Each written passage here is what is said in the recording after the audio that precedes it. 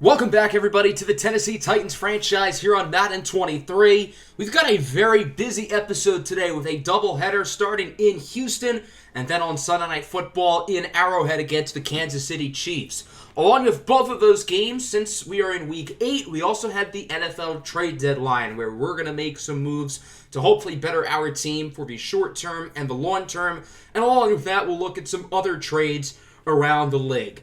We're in an interesting spot, being 4-2, currently second place in our division, half a game back of the Jacksonville Jaguars.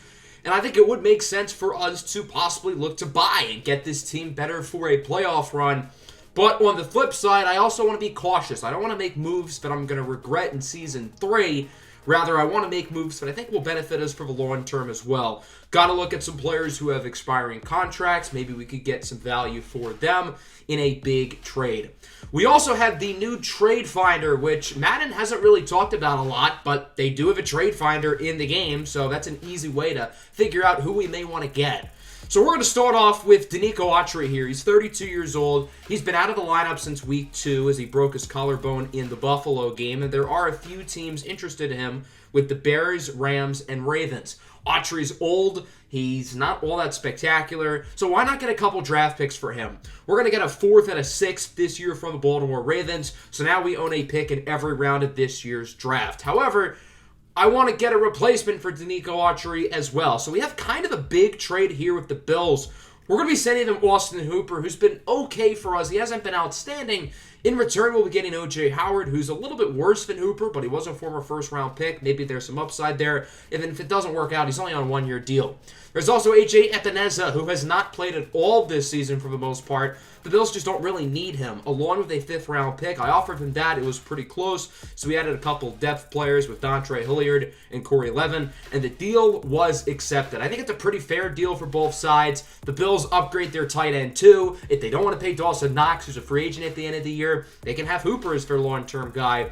And then with our additional roster spots, I signed Chuma Edoga at right tackle and linebacker Jarrett Davis, who we may use as a rotational pass rusher because I think he's more of an edge rusher than an off-ball linebacker because he is a liability in coverage.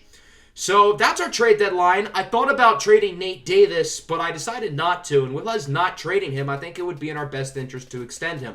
He wants a lot of money, around $10 million per season, but I think he's worth it. He's a top 10 player at his position. He's only 25 years old.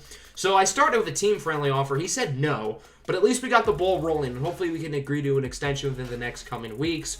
Amani Hooker is the other most notable player in here. We're not going to start talks now, but we may look to extend him before the end of the year. So I thought we had a pretty good trade deadline. Maybe we didn't get better in the short term, but A.J. Epineza and O.J. Howard aren't really downgrades from the players we had, and I think they can be good long-term pieces. Other moves around the league include Marcus Davenport going to the Cowboys, Mike Gesicki to the Buccaneers, and Alexander Mattison to the Kansas City Chiefs. I wanted to focus on selling teams, giving away expiring contracts to good teams who may be pushing for a playoff spot or even more. Let's talk about our Week 8 matchup here against the Houston Texans, who are not good. It's no secret. The Texans on paper are probably the worst team in football. They have not won a game since Week 1. Long story short, they're not very good, but they are a professional football team. They're a divisional rival. It's in Houston. So this game could smell trap game if we don't play well here. So, I mean, Houston definitely has a legit shot to win it if we just fall flat. Their best players have recently acquired Kareem Hunt from the Browns. There's been a bunch of trades around the league this season. Kareem Hunt to the Texans. A bunch of safeties have been traded. It's kind of weird why so many decent safeties have been on the move. At quarterback for the Texans, they have second-year pro Davis Mills, who has been okay this year. He hasn't been bad, but he hasn't necessarily been good either, and obviously the Texans only have one win. I think the Texans have a better future than people realize. I think they've built a pretty good infrastructure, but for this season, their roster is just dreadful. This is a game we should win with no problem, but again, if we go into this game with the mindset that the Texans are really bad and we're going to walk through them, then this could be a trap game. So we need to stay on our A game and hopefully look to take the Texans out early. We've had close games really the entire season since Week 1, so it would be nice to maybe have a blowout mixed in there. 3rd and 20, Davis Mills looks to throw it. He's under a little bit of pressure, and it is intercepted. Elijah Molden picks it off, and he will bring it inside the 10. Bad decision by Mills. He was under pressure. Nobody was open, so he should have looked to throw it away. But instead he forces the pass, and it's picked off by Molden, his second interception of the season. First and goal. Tannehill looks for the corner of the end zone. What a catch! O.J. Howard with the touchdown. O.J. Howard has played one snap in his Tennessee Titans career, and he has more touchdowns as a Titan than Austin Hooper did with the team. That's pretty incredible. Speaking of incredible, holy hell, what a catch from O.J. Howard. Maybe all he needed was a change of scenery. He was a really good prospect coming out of the University of Alabama. So the Texans have it back. Play action fake for Hunt. Mills is under pressure. He goes up the middle. Nice throw. Hauled into the 46-yard line for a gain of 21 yards by Charles Rogers, who's had a pretty good season for them, all things considered. 3rd and 7 now from around midfield for Houston. 3 receivers line to the right side of the field. Mills under some pressure, and he is sacked outside the pocket for a loss of 14 by Harold Landry. I think Landry's been a little bit disappointing this season, but he makes a play there. He's had a few pressures early in this game, and his individual matchup is Laramie Tunsil, and so far he's definitely gotten the better of Tunsil.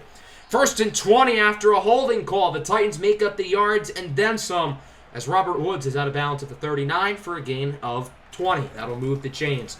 Handoff to Derrick Henry. He has room up the middle. What a block from number 8, O.J. Howard. He looks like he has something to prove out there now as the full-time starter at tight end for the rest of the season. I know it's early, but Howard looks good. He's been very impressive so far. 2nd and 10. Tannehill's going to go short for the other tight end, Chig Okonkwo, to the 14-yard line. Okonkwo has made some plays this year. I think he's been pretty good for a 4th-round rookie. Now Malik Willis is in the game. Of course, Willis is getting some occasional snaps throughout the season as he launches a strike into the hands of Treylon Burks, who brings it to the 9-yard line for a gain of 20. Hopefully those two players continue to connect for years to come. Willis remains in the game here under center on 1st down as Burks is in motion. Willis drops back to pass, looks in the end zone. It's caught for a touchdown by O.J. Howard, his 2nd touchdown of the quarter. What an addition he has been to this team. That's Malik Willis' 1st career passing touchdown, and the Titans lead 14-0. So far, the O.J. Howard era has gotten off to a very good start, if I say so myself, as the Texans have the ball back, 3rd and 5. Mills is going to look to go short. What a catch by Kareem Hunt. Shrugs by Byard, and is wrapped up by Caleb Fairley at the 41-yard line. Nice play for Hunt. That'll move the chains as the Texans offense just looks for anything positive. Nice throw up the middle to Brandon Cooks, breaking tackles to the 33. I know there are not a lot of great pieces on this offense, but Brandon Cooks is a legitimately good player, and he's been underrated for quite a while, in my opinion. 3rd and 10. Mills drops back in the pocket, sends it towards the sidelines, and it's caught, but out of bounds. So the Texans are going to have to bring out the field goal team as they look to get on the board. 50-yard attempt. It's up. It is no good. Looks like it was short and wide to the left, so a double whammy in terms of being a really bad kick as this 1st quarter continues to go all Tennessee's way. They have the ball back. Malik Willis still in the game as Derrick Henry shrugs the tackle. He gets around 19 yards. Nice run from King Henry. Good to see Willis getting some extra snaps and looking good as Tannehill is back in at quarterback. 3rd and 5. Henry only gets 4. Unfortunately, Chig Okonkwo is hurt on the play. So that'll wrap up the 1st quarter. It has been all Tennessee. The Titans lead 14-0. The offense looks great. O.J. Howard's been a phenomenal pickup so far. The defense looks great. They're forcing pressure. They're forcing turnovers. I know it's the Texans, who are not a great team, but it is refreshing to see the Titans with a clean, dominant quarter of football. They're this close. They're in the red zone. They say, F it. Why not go for it here on 4th and 1? As it's a handoff of the rookie out of Michigan, Hassan Haskins trying to stiff arm the defender, and he gets the 1st down. Did he? No! The forward progress. He looked like he passed the line, but the Texans pushed him back. So Houston gets the stop by mere inches on 4th down. Hopefully for them, they won't get too much momentum out of it as it's a 3rd and 4. Mills looks to throw it. He's going to dump it off short for the tight end, Brevin Jordan. And he is stopped shy of the 1st down marker by Fairley and A.J. Epineza, the addition from the Buffalo Bills. I think Mills should have waited a little bit longer to throw that pass. That was a really quickly timed throw. And the Titans have a lot of guys in the box. I think somebody could have gotten open down the field. Tennessee has it back on 1st down. Tannehill is sacked by the veteran Jerry Hughes, the longtime Buffalo Bill pass rusher, coming in to make the play. as now it is a 3rd down and long here for Tennessee. Tannehill's going to take a shot downfield. It's caught by the rookie, Kyle Phillips, who brings it to the 41-yard line. A huge gain of around 40 for Phillips, and Tennessee's going to move the chains with one of the offense's longest passing plays of the year. Now at the 11, 2nd and 3. Tannehill looks to throw it in the corner of the end zone. It's caught for a score by Bobby Trees. Robert Woods with the touchdown, and Tennessee continues to extend their lead as it is now 21-0. The Texans have the ball back, 3rd and 9 from the 26. Houston only with a few first downs today. They've got to get something going on offense at some point today. Or maybe not. It's picked off by the rookie, Roger McCreary, with his first career interception. He picked off a pass a couple weeks back, but it was called back on a defensive penalty. So that's his first actual interception, and the Titans have another opportunity to increase the lead. Is on 2nd and 11. It's Treylon Burks who's wide open to the 18-yard line. Nice play for Burks, the rookie out of Arkansas, who's had a busy first half today. 4 catches, 56 yards. 3rd and 4, handoff for King Henry. Has room to the left side, and he shrugs the defender into the end zone for a touchdown, and it's 28-0. Tennessee is routing the Houston Texans right now, and Houston just does not have an answer at all. Henry with his first score of the day as he stiff arms for the rookie Jalen Petrie to the ground. And now Houston's going to get it back with around 2 minutes left in the half. Can they finally get on the board before halftime? 1st and 10. Mills drops back to throw, and under some pressure, his pass is going to be caught. That was kind of the risky throw, but I guess it worked out. It's a gain of 21 for Rodgers, and that'll move the chains. Houston will move the ball slowly but surely down the field as they now have it all the way at the Tennessee 9-yard line with 17 seconds left in the quarter. 2nd and goal. Hunt audible to the left side. Mills goes short, and it's caught for a touchdown by the rookie out of Alabama, John Mechie III. And Houston is finally on the board as it's 28-7. And so that'll wrap up the first half. An utter disaster for the Texans here. A dominant first half of football for Tennessee. As we get to our weekly halftime report, let's check in on some of the other games around the league and see what is going on around the NFL. Let's start in Indianapolis. The Wentz Bowl between the Colts and the Commanders, and it's been a pretty competitive game.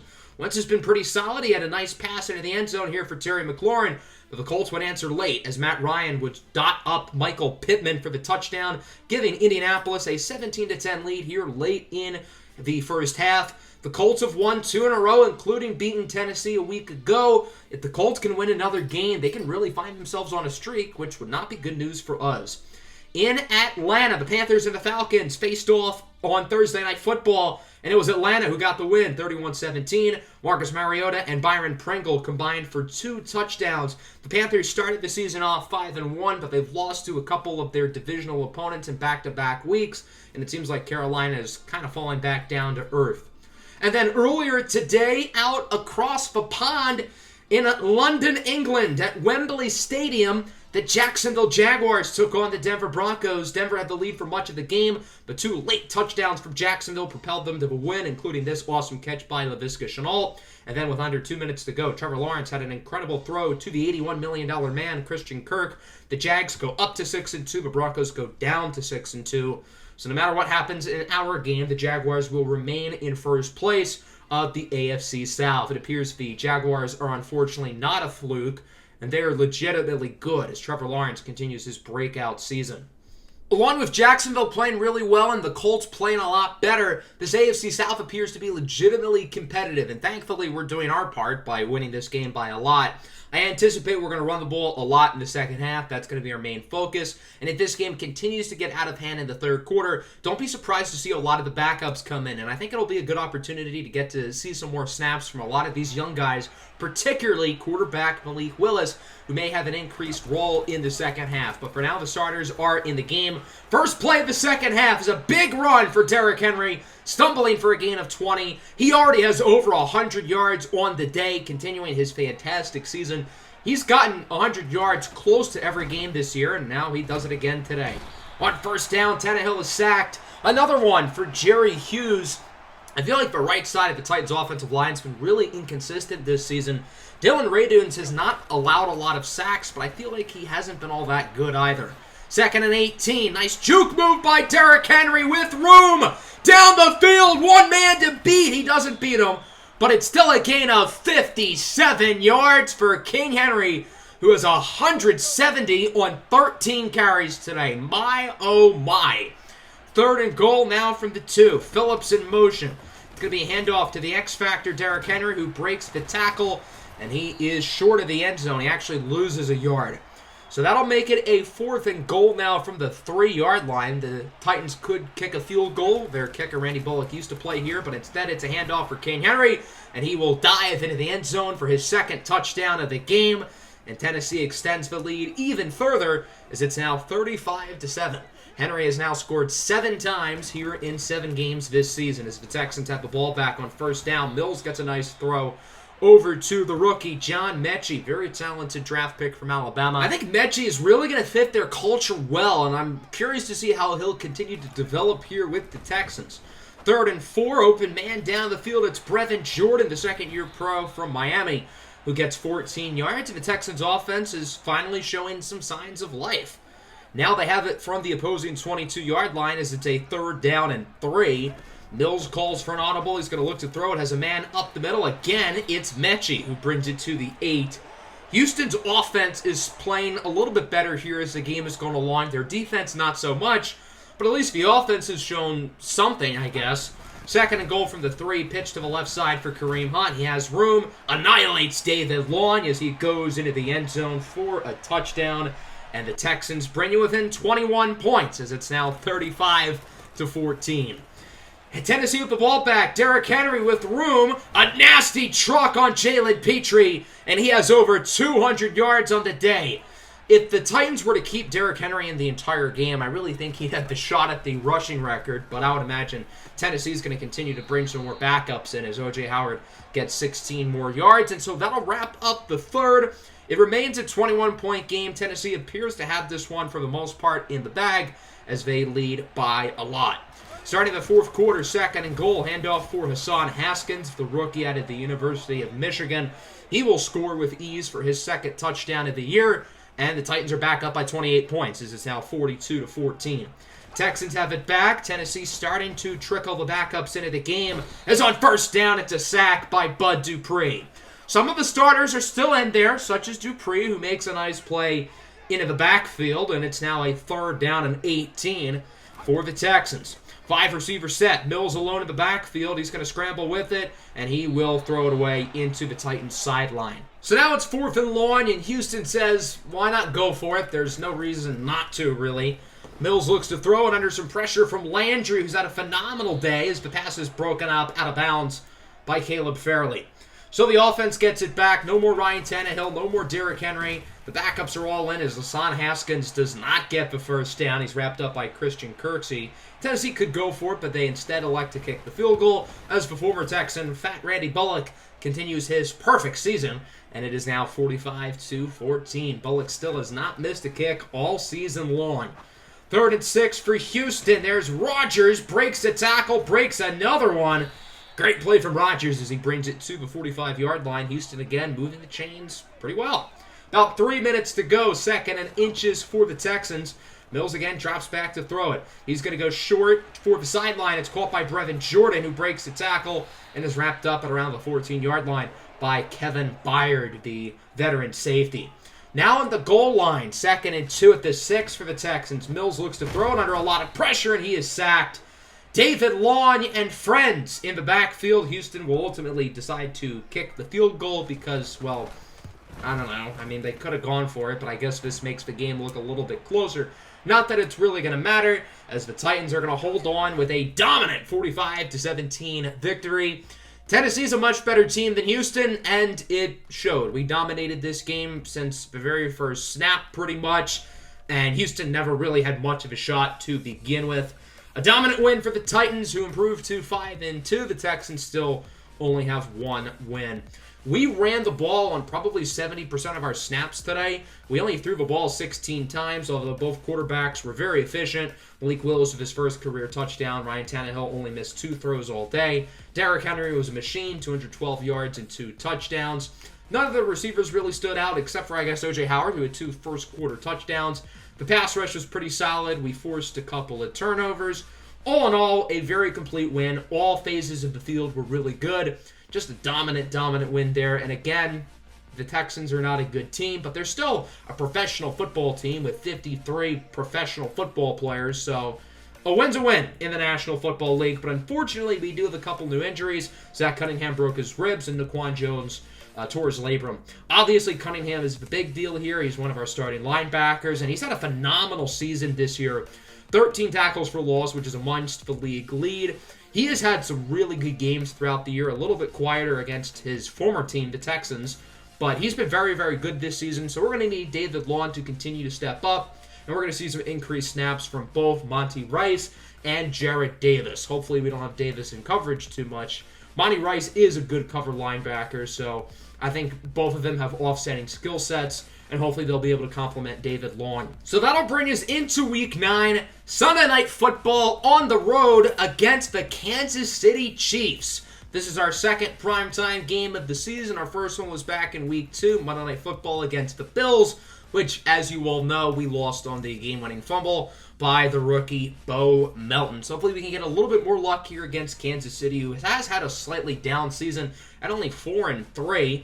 Here's a look at Week 8's slate of games. You may notice the Chiefs are not here. They're coming off a bye week. That doesn't bode overly well for us. Players of the week include Derrick Henry, who was dominant last week. That makes sense. With it being Week 9, the award ballots are now up, so many of our players are in consideration for some awards. I thought overall we were pretty disrespected. Zebediah Phoenix is not in the top 10 for Coach of the Year. Ryan Tannehill's not in the top 10 for Best Quarterback.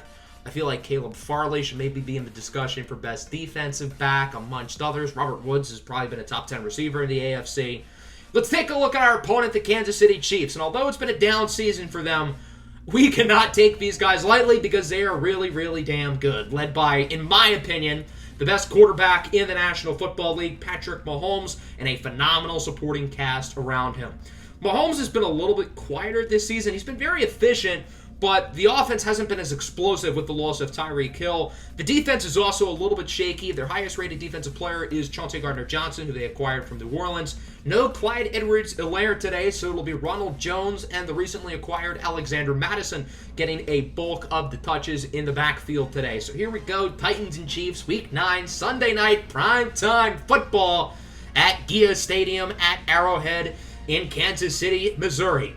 The Chiefs are looking to go up to 5-3. The Titans are not looking to go down to 5-3. We'll see if Tennessee can get the upset or if the Chiefs can get the win. As Kansas City starts the ball, we get a look at Patrick Mahomes and the offense. First play of the game, Mahomes is sacked by Jeffrey Simmons, his second sack of the year. Jeffrey Simmons has had a down season as well, largely because he missed like 3 games with an injury.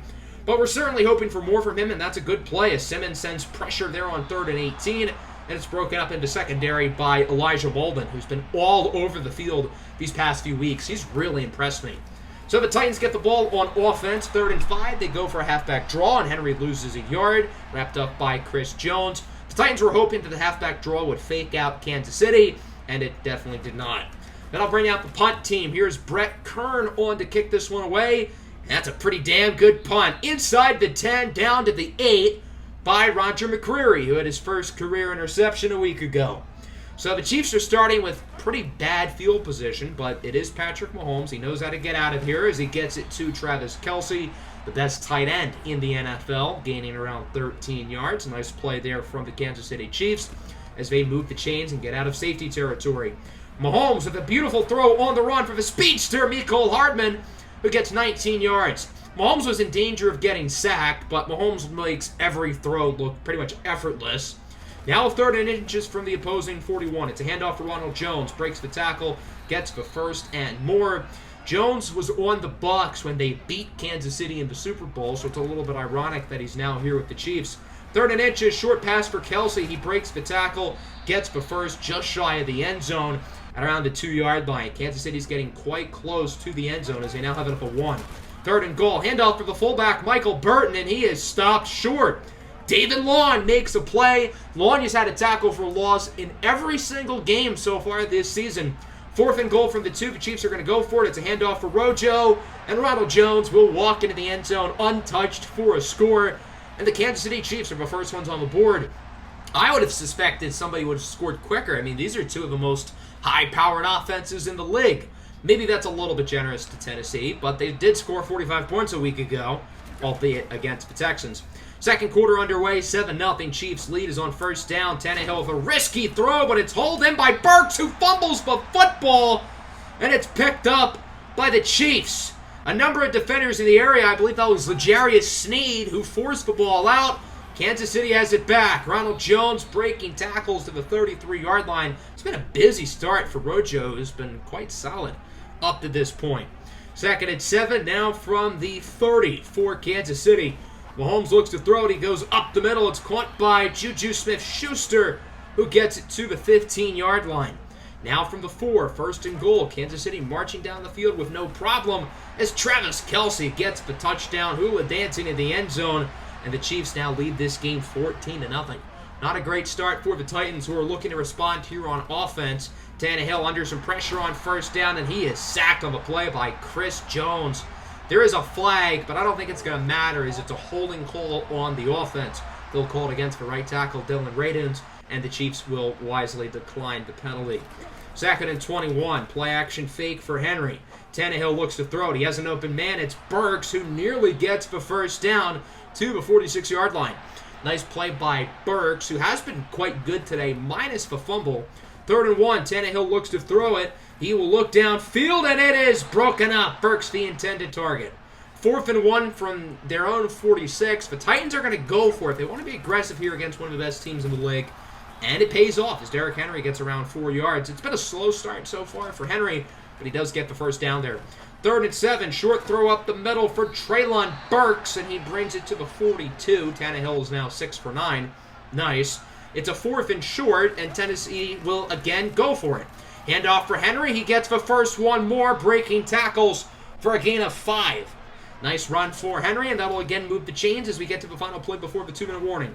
Tannehill with a strike downfield. It's caught by Woods, who gets up. He was never touched down and brings it inside the 10 for nearly a gain of 30. As we're at the 2-minute warning, Chiefs lead 14-0, but the Titans are getting very close to the end zone. Second and goal, 5 wide set. Ryan Tannehill alone in the backfield in shotgun, and he is quickly wrapped up to the turf. Sacked on the play to the 10-yard line by the Chiefs.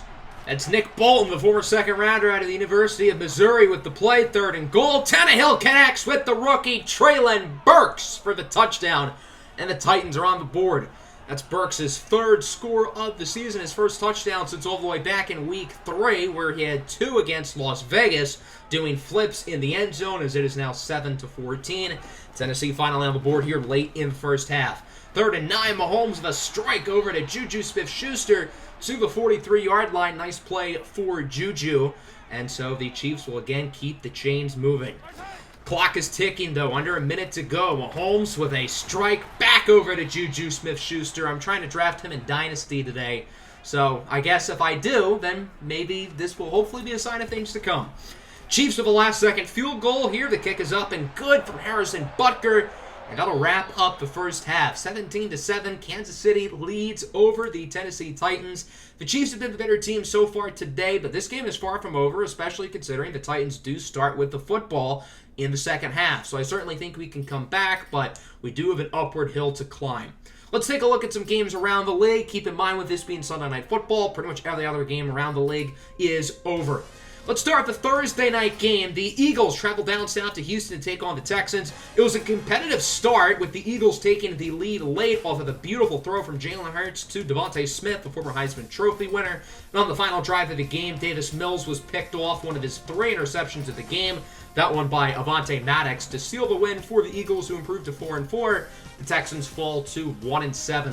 One of the biggest storylines around the league this season was Marcus Mariota getting injured in practice. Desmond Ridder had to suit up for the Falcons, and my oh my was he impressive. Ridder threw for 3 touchdowns in his first NFL start, all 3 of which were caught by Auden Tate. However, the Chargers would spoil the fun. On the last drive of the game, Justin Herbert launched a bullet downfield for Keenan Allen, and rookie running back Isaiah Spiller would score his 2nd touchdown of the game to walk it off for Los Angeles. They beat Atlanta 28-24. The Chargers won 3 in a row after their 0-5 start. But Falcons fans still have to be feeling good. Desmond Ridder was unbelievable in his debut. He might legitimately be the franchise quarterback down south with the Dirty Birds. Then on Monday Night Football, Lamar Jackson and the Ravens head to the Big Easy to take on famous Jameis Winston and the New Orleans Saints in what should be a very fun game. Two teams I'm very high on entering this real NFL season.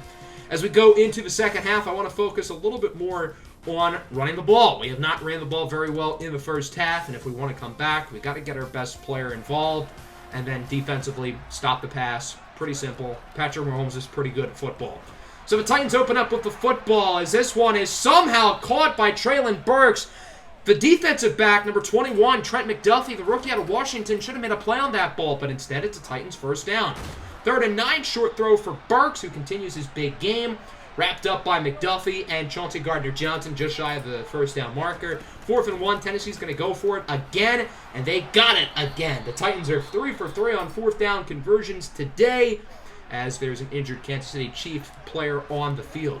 Nice conversion by Tennessee as Tannehill's going to look deep downfield for a wide open man. It's Treylon Burks, who is over 100 yards on the day. The Chiefs have not been able to cover him, and he is having a career day for the Titans. 3rd and 7, Tannehill looks to go short, and it's broken up. Should have been picked. The Titans are lucky they did not turn the ball over on that play, and so they'll have to kick the field goal. Short try is up and good from 25 yards out by Randy Bullock, and so it's a one-score game now, 17-10, as the Chiefs get the ball back with 6 minutes left in the third. Mahomes looks to throw it here on the first play of the possession. He will connect short. That's for running back Rojo, who's going to get around 16, wrapped up by Fairley and Monty Rice, who has been pretty solid, getting an increased role with no Zach Cunningham in the lineup. From the 34, Mahomes dances in the pocket. He has an open man short. It's Juju Smith-Schuster, who gets a nice first down while simultaneously murdering David Long to the ground. And now Kansas City has it in the red zone, looking to make it a 2-score game once again here late in the third, as Mahomes is going to pitch it out to the receiver, Curtis Samuel. Yes, Curtis Samuel is now on this team, as if they could get any faster. And he loses 4 or 5, wrapped up by Harold Landry, who's been overall really solid in this episode, despite a slow start to the year. 3rd and 6, Mahomes gets it out to Mecole Hardman, who breaks the tackle and is in for the score. Nice touchdown for Mecole Hardman, and the Chiefs are back up by 2 possessions, as it is now 24-10. And now the Titans have some real work to do, down by 14 points. 1st and 10, play action fake. Tannehill looks to throw it. Under pressure, he is going to be sacked on the play. Nick Bolton again in the backfield. He's been really impressive. Very good young player, and he's only 22 years old. He was one of the youngest players in last year's draft class. 3rd and 16, Tannehill under pressure, gets rid of it to avoid the sack, but no one was in the area, so the Chiefs get another stop. Their defense has been very impressive today.